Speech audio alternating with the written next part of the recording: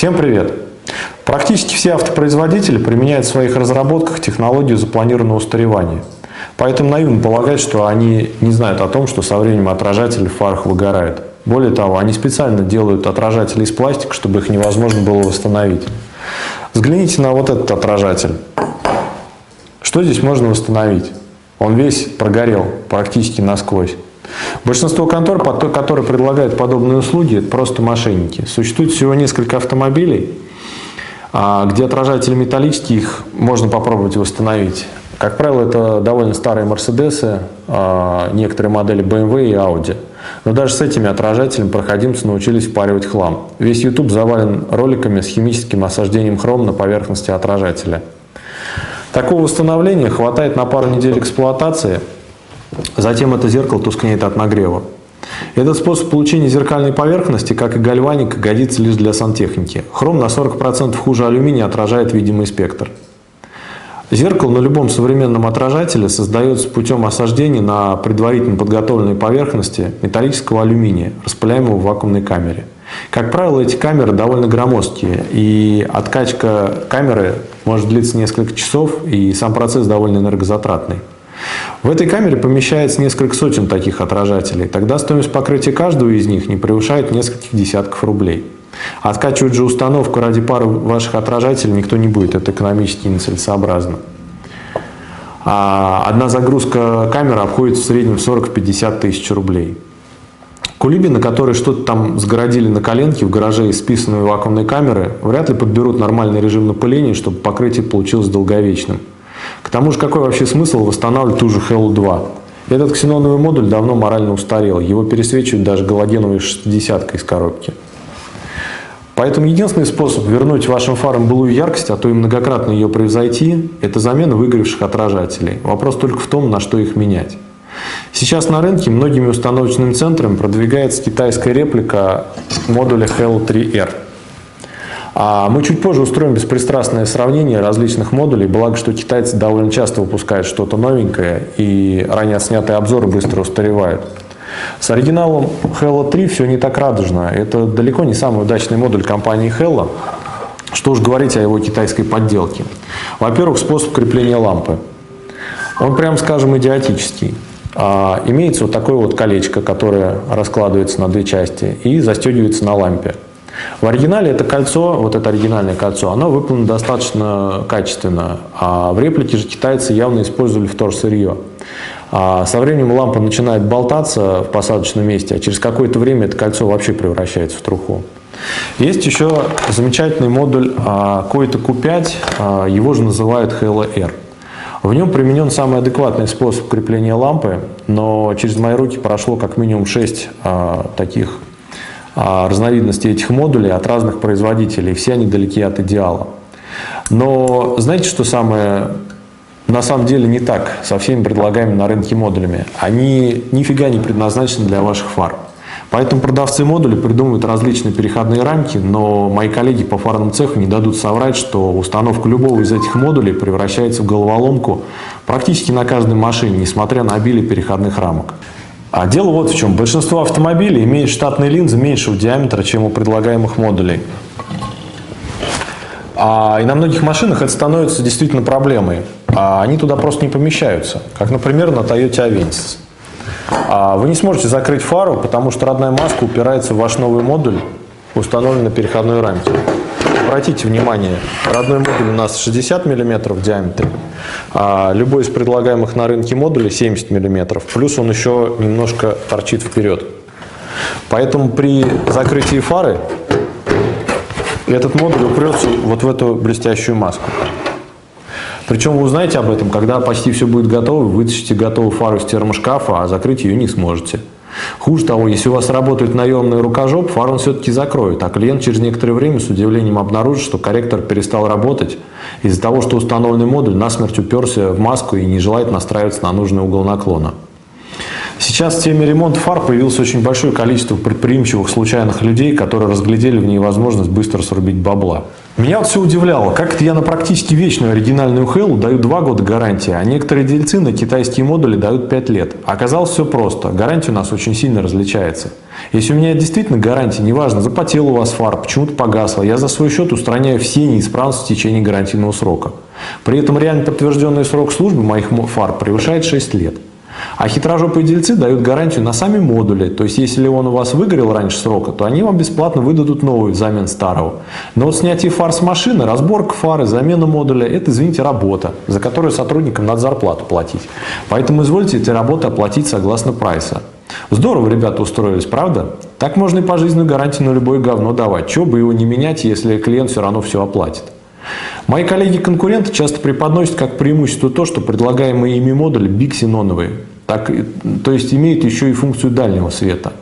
Это при том, что на большинстве автомобилей уже есть отдельная секция дальнего света, которая весьма неплохо справляется со своими задачами.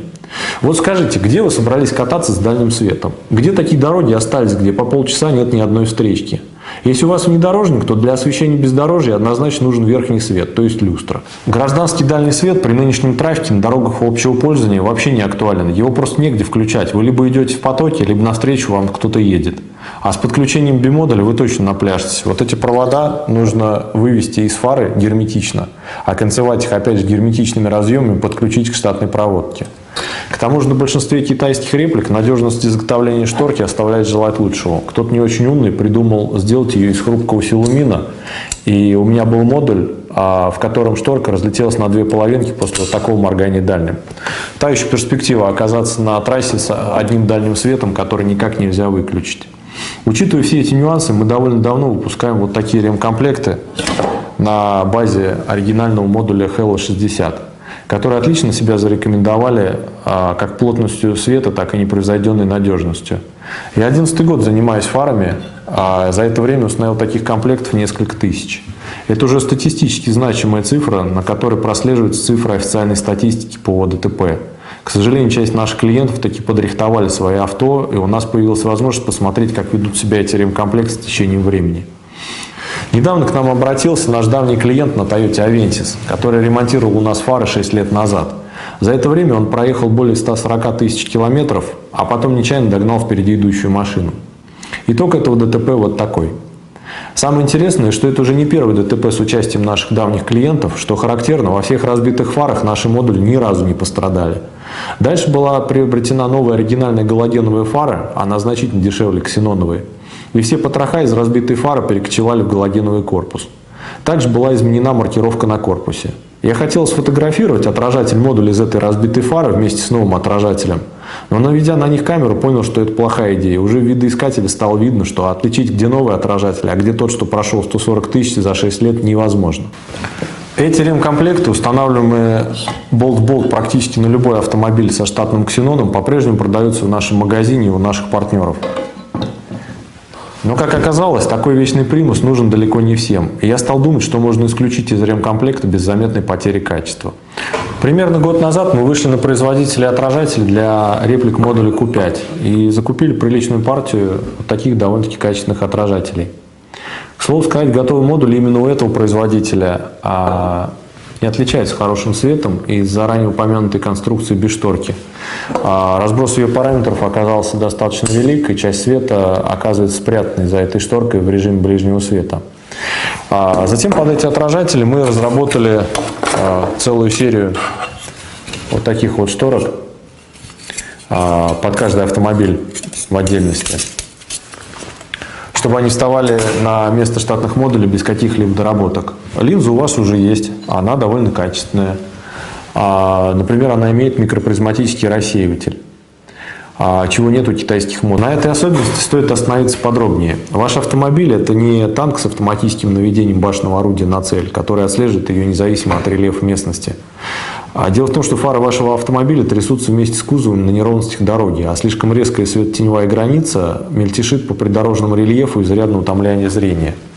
Поэтому во всех штатных фарах линзы сделаны не идеально гладкими, а они имеют на поверхности небольшое рифление, которое слегка размывает светотеневую границу. При таком незначительном размытии глаз успевает адаптироваться к изменению освещенности, следовательно, вы меньше устаете в ночной дороге. Есть еще одна интересная особенность совмещения штатных линз с этими отражателями. Дело в том, что линза это более короткофокусная, и вот в таком виде они светят заметно шире и равномернее, чем с заводской гладкой линзой большего диаметра. Поэтому от дополнительной линзы в ремкомплекте мы тоже избавились. Все, что вам нужно, чтобы установить этот ремкомплект, это разобрать фару. Для ее разборки лучше всего использовать термошкаф. Чтобы разобрать фару, необходимо ее нагреть до 80 градусов. Ну, как вариант, можно с ней сходить куда-нибудь в баньку. Выше 80 градусов греть ее нежелательно, потому что она будет обжигать руки. Меньше 80 герметик недостаточно хорошо размягчается. То есть нужно контролировать процесс по внешнему термометру. Но здесь у нас фара уже разобрана. Сейчас отделяем стекло. Далее снимаем родной модуль, для чего нужно выкрутить 4 шурупа, которые держат этот модуль. Здесь я оставил на одном шурупе, чтобы быстрее было показывать, чтобы не тратить ваше время. Соответственно, вынимаем штатный модуль, отделяем линзу, отделяем штатную шторку. Кстати, обратите внимание, какая странная шторка, то есть амбразура. То есть именно поэтому вам хочется включить туманки, для того, чтобы досветить вот этот вот провал в освещенности. У наших модулей такой особенности нету. То есть наши модули светят практически от бампера. И предвещая вопросы, это не приводит к ослеплению водителя своим светом, потому что у нас отражатель любой раскладывает свет по дороге градиентом. То есть у нас не будет вот этого ослепляющего эффекта перед машиной. Это сделано исключительно для того, чтобы вам впарить туманки. Вот. После этого мы берем наш отражатель из ремкомплекта, линзу протираем изнутри снаружи, совмещаем ее, устанавливаем на место и закручиваем назад 4 шурупа. Ну, я пока один закручу, чтобы показать.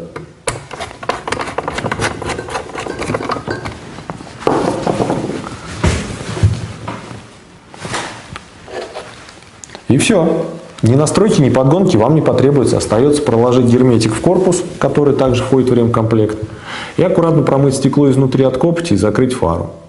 Если вы делаете это самостоятельно, это не намного сложнее, чем поменять видеокарту в компьютере. Вам потребуется лишь 2 отвертки и фен. Если у вас сервис и вы ремонтируете фары, такой ремкомплект сэкономит вам целую тучу времени, а как известно, время – деньги. Да и работникам будет сложно что-либо перепутать или накосячить при такой конструкции. У нас есть практически вся линейка этих отражателей на любой автомобиль, включая модели с адаптивным ксеноном. Адаптив – это вообще отдельная тема. Например, Lexus RX 400, 450, в котором модуль вот таким вот образом поворачивается, в зависимости от поворота руля. Примерно такая же конструкция используется на Infiniti EX35-37, QX56 и других машинах. Хитрость в том, что мы оставляем родную переднюю часть модуля, который поворачивается специальным моторчиком, а меняем только выгоревший отражатель. Благодаря тому, что у нас нет в ремкомплекте лишних деталей, получается самое выгодное предложение на рынке. Ведь та же линза и ее обвязка у вас уже есть, они исправны. Зачем же вам доплачивать за еще одну линзу и возиться с переходными рамками? Сейчас у нас на очереди серия видео про самостоятельную установку наших ремкомплектов на различные автомобили. Так что подписывайтесь на канал, ждите новых полезных видео, а также заходите в наш магазин, ссылка на него в описании под этим видео.